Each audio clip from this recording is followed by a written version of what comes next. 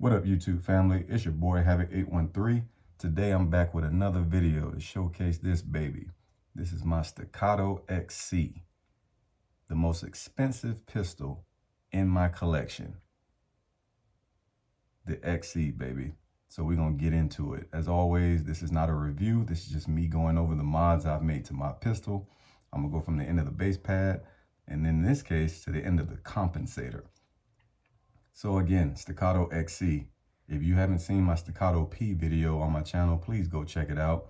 As always, before I get into it, please comment below if you got any questions. Like, share, subscribe. I truly dig interacting with you guys, gals. If you have questions and or just comments, I truly appreciate that stuff, so I thank you. But let's go ahead and get into it.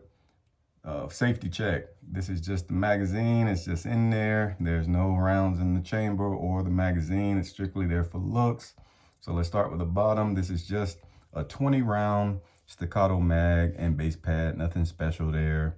Magazine, stock Staccato magazine. If you don't know anything about 2011s or double stack 1911s, what makes it a 2011 and separate from a 1911 is it comes in three pieces. So you have your slide, you have your frame, and then you have your grip. My grip was stippled by Payne Stippling Customs. The guy's name is Matt on IG, Payne Stippling Customs. I think he did a phenomenal job with the grip on this XC, which includes some removal of the material, which makes it feel better in the hand while firing it.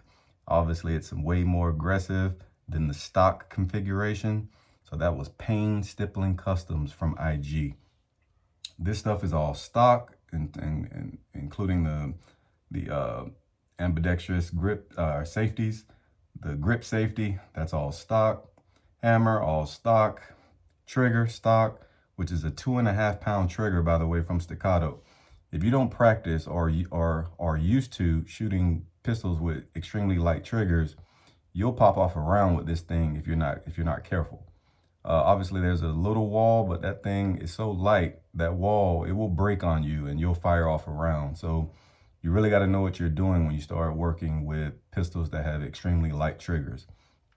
As always, Surefire X300U, the B version, which is my favorite. So let's get into the other stuff that is different from most XCs you're going to see on YouTube. If you look at the slide here, the frame, I have some little indentations here. These are dimples. So the rest of this stuff here was done by DSC Gunworks, David Simsick and his amazing company.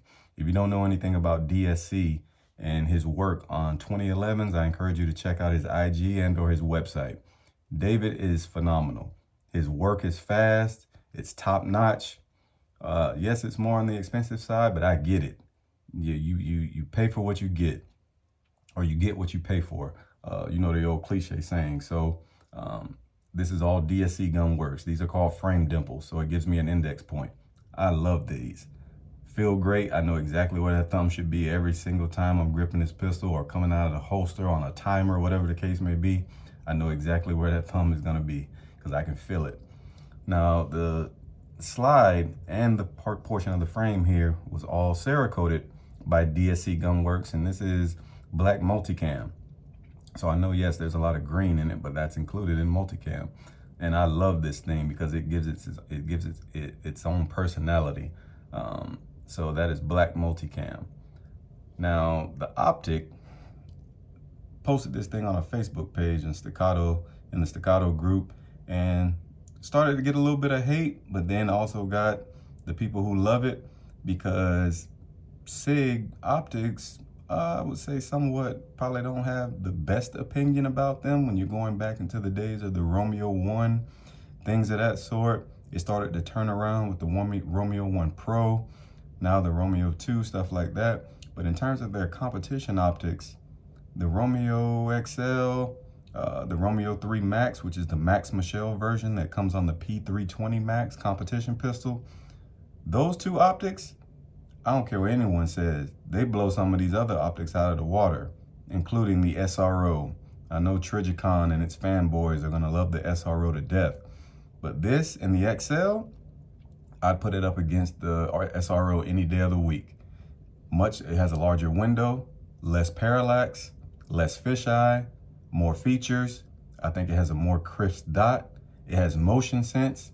So if Trijicon finally decides to get off their ass one day and do some innovation with the SRO, then maybe it will compete. But as it stands right now, in my opinion, the Romeo 3 Max is better than the SRO. Now, I get it. The SRO is a phenomenal optic. It rides on my Staccato P right now with a Gunworks Bros over the top of it. But this is one of Sig's top-notch optics and one of the top competition optics you're going to find on the market right now, and that's the Romeo 3 Max. I put them side by side, my XC and my P, my SRO and my Romeo 3 Max, side by side. You can crazy tell the difference with the SRO and its parallax and its fisheye. From every angle of the optic, it looks like it's pulling in whatever your view is because of all the fisheye. Everything is being pulled toward the center.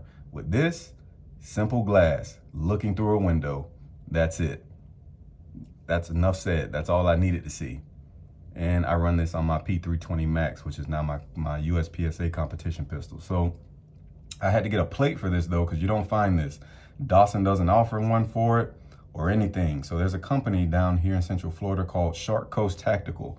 They make their own aluminum plates for the Romeo 3 Max optic. So I drove down there, picked one up. Nice work on it. Super snug. Optic sits. Has embosses, points for the optic to actually sit down and clutch onto it with no issues. I love this thing. So I said, I'm going to try that on my XC. And this is the final product. And I think this thing is great because some of the optic fanboys will say a pistol of this caliber should only have certain optics on it. An SRO, an aim point P2. All great optics, not going to really knock them. You do what works best for you. But if I had to, and the aim point P2, obviously robust, reliable, rugged, things of that sort. SRO, big window, not as duty rated, but it comes with that Trijicon name. So people will say, man, that pistol, you should only get that stuff on it.